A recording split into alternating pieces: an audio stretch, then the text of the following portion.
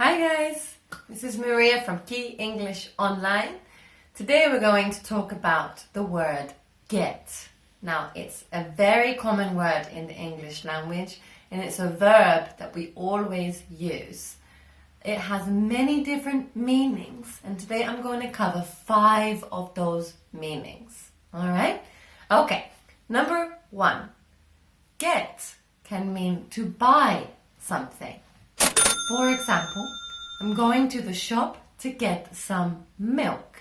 So you are going to the shop to buy some milk or collect something. Yeah? Perfect. Okay. Number 2. Get also means to receive something. For example, for my birthday, I am going to receive a chocolate cake. Okay? Perfect. All right. Number 3. Get also means to arrive somewhere. For example, I will get there at 5 p.m., which means I will arrive at that place at 5 p.m.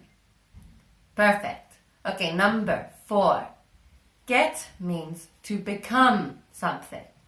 For example, right now I'm okay, but later I will get cold, so I will become colder. Perfect.